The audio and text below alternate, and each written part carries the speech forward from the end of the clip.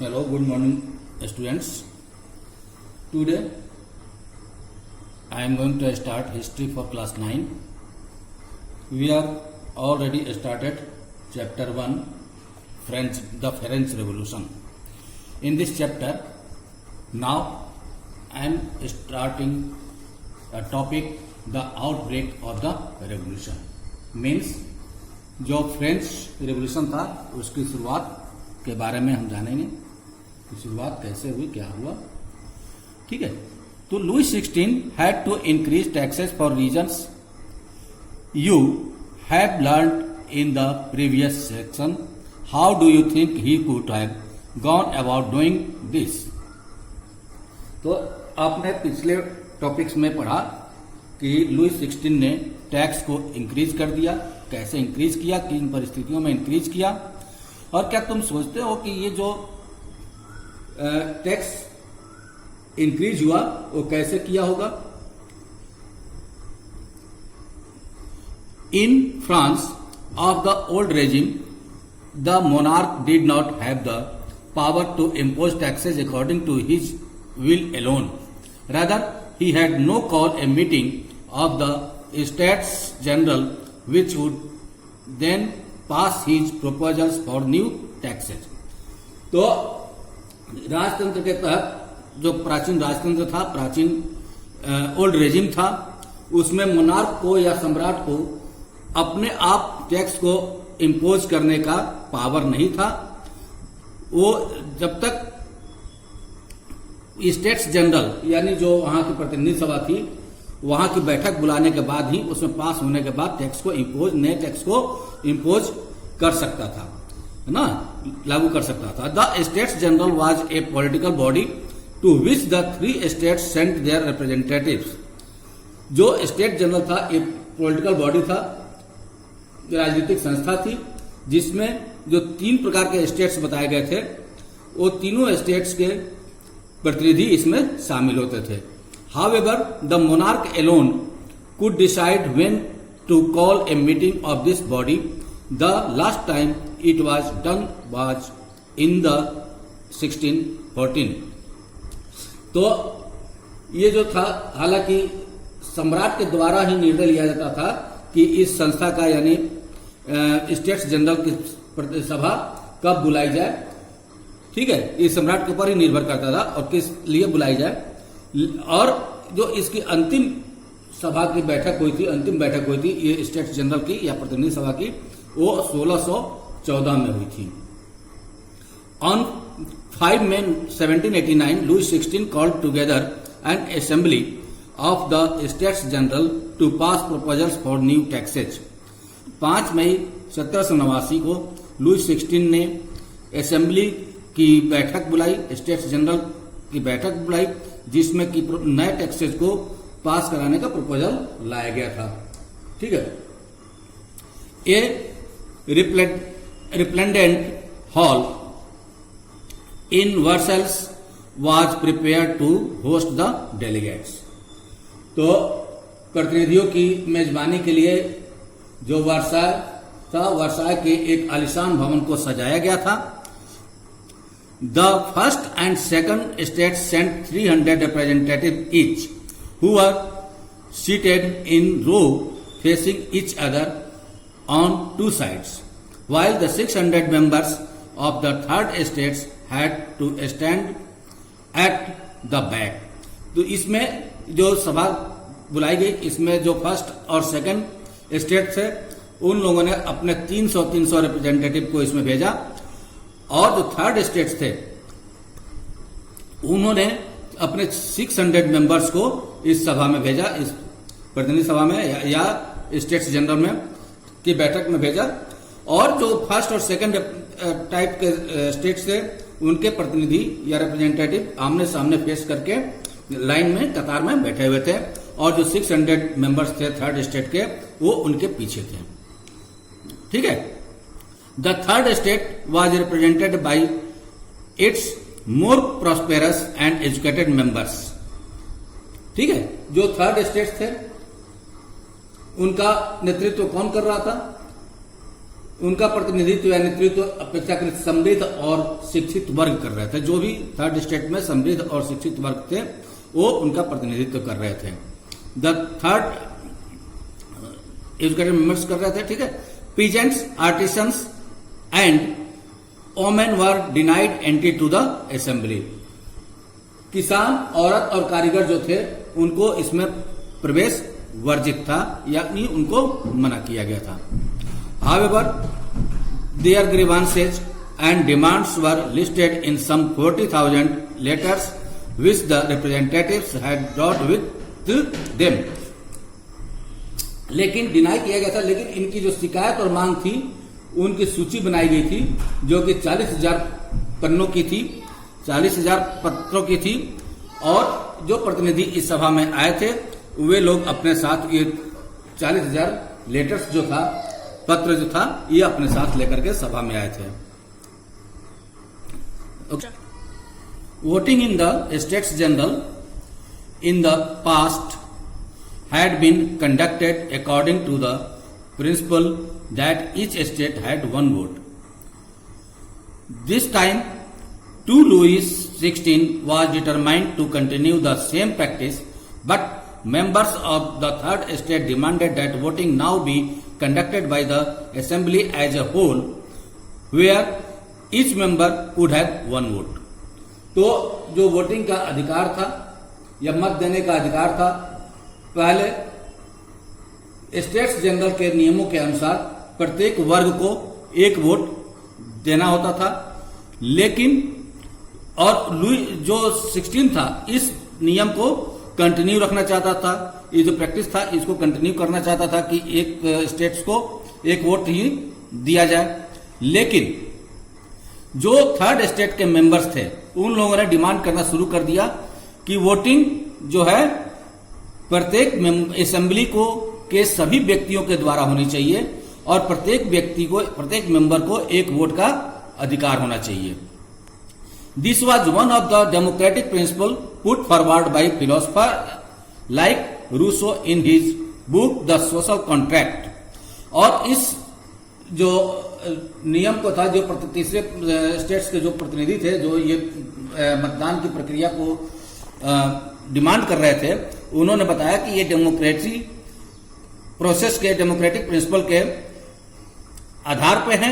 और इस आधार को फिलोसोफर जो थे, दार्शनिक रूसो, इन्होंने अपने बुक द सोशल कॉन्ट्रैक्ट में भी इसको लिखा है या प्रस्तुत किया है।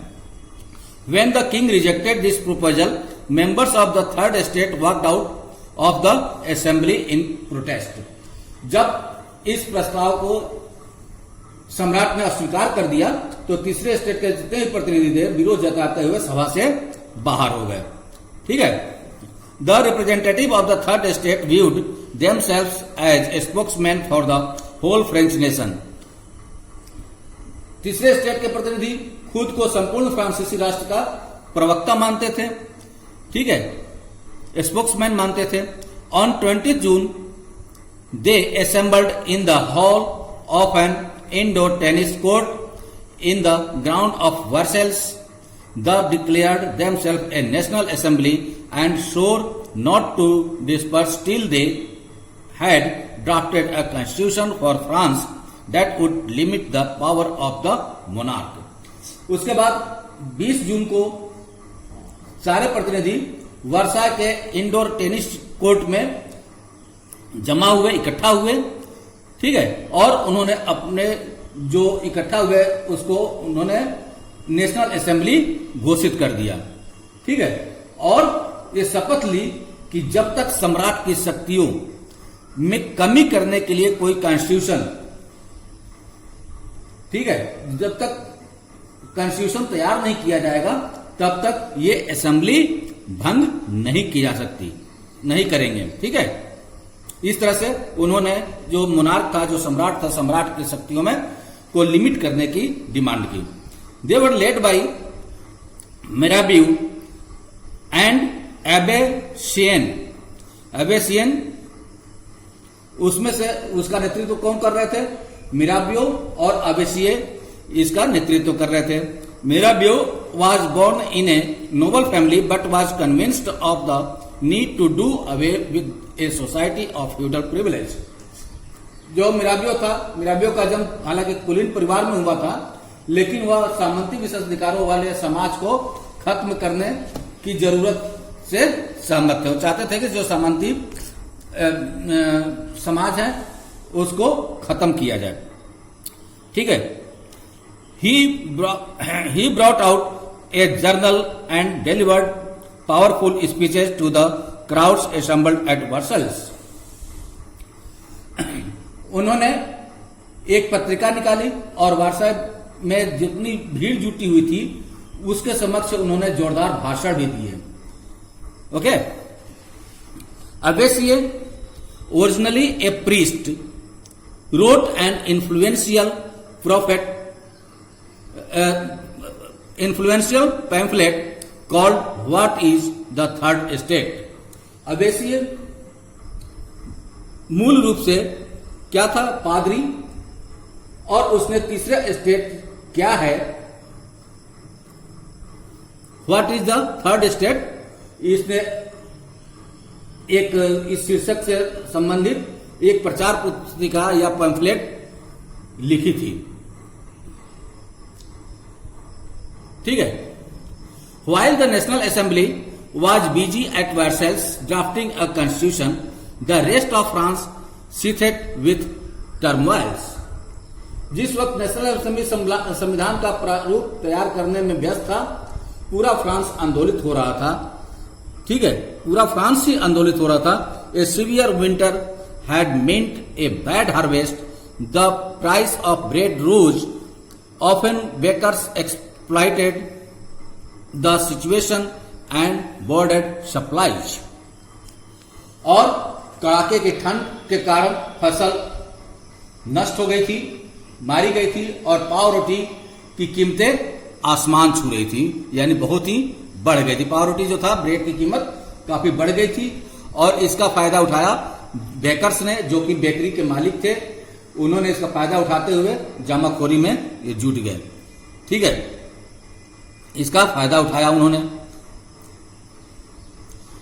After spending hours in long queues at the bakery, crowds of angry women stormed into the shops. At the same time, the king ordered troops to move into Paris. On 14 July, the agitated crowd stormed and destroyed the Bastille. तो उसके बाद क्या था, जब पाव रोटी की कीमतें काफी बढ़ गई, तो दूसरी तरफ बेकरी की दुकानों पर घंटों लाइन में लगे हुए रहते थे लोग। इसमें औरतें जो थी गुस्सा हो गई, और गुस्सा होकर के दुकान पे उन्होंने धावा बोल दिया। दूसरी तरफ सम्राट ने क्या किया, अपनी सेना को पेरिस में प्रवेश करने का आदेश दे दिया था। और उसके बाद क्रुद्ध भीड़ जो थी, जो भी क्रोधित भीड़ थी, उसने 14 जुलाई को बास्तिल पर धावा बोलकर उसे नेस्तनाबूद कर दिया, उसको डिस्ट्रॉय कर दिया। ठीक है। In the countryside rumours spread from village to village that the lords of the manor had hired bands of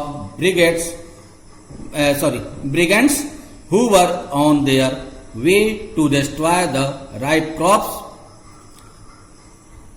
तो उसके बाद देहाती इलाका, जो ग्रामीण इलाका था, ग्रामीण इलाकों में गांव-गांव या अफवाह फैल गई कि जागीरों के मालिकों ने भाड़े पर लठैतों, लुटेरों के गिरोह बुला लिए हैं, जो पकी फसलों को तबाह करने निकल पड़े हैं। जो भी पकी फसल है, राइप क्रॉप्स है, उसको डिस्ट्रॉय करने के लिए निकल चुके हैं। ठीक है। तो caught in a frenzy of fears, peasants in several districts seized hoes and pitchforks and attacked chattoks.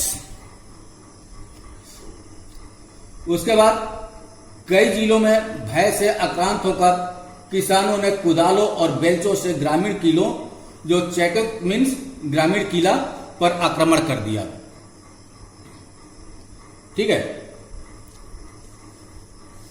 They looted hoarded grain and burnt down documents containing records of manorial dues. A large number of nobles fled from their homes, many of them migrating to neighboring countries. उसके बाद क्या हुआ कि ग्रामीण किलों पर आक्रमण करने के बाद उन्होंने जो भी अन्न भंडार थे, जहां पे फूड ग्रेन्स को इकट्ठा किया गया था, उसको उन्होंने लूट लिया और लगान संबंधित या मैनोरियल ड्यूज संबंधित जितने भी डॉक्यूमेंट्स थे उसको, उस रिकॉर्ड को सब लोगों ने जला दिया। और इसके बाद जितने कुलीन बड़ी संख्या में जितने लोग थे वो अपनी जागीरें छोड़कर वहां से भाग गए। उसमें से बहुत सारे ऐसे भी थे जो कि पड़ोसी देशों में जाकर के शरण लिए। ठीक है। Faced with the power of his revolting subject, Louis XVI finally accorded recognition to the National Assembly and accepted the principle that his powers would from now on be checked by a constitution. अपनी विद्रोही प्रजा की शक्ति का अनुमान करके Louis 16 ने अंततः नेशनल असेंबली को क्या की, रिकॉग्नाइज कर दिया, मान्यता दे दी और यह भी मान लिया कि उनकी सत्ता पर अब से संविधान का अंकुश होगा। ठीक है, अब से संविधान का अंकुश होगा। On the night of 4 August 1789 the assembly passed a decree abolishing the feudal system of obligation and taxes. Members of the clergy too were forced to give up their privileges. उसके बाद 4 अगस्त 1789 की रात को assembly ने करों, कर्तव्यों और बंधनों वाली सामंती व्यवस्था के उन्मूलन का आदेश पारित कर दिया।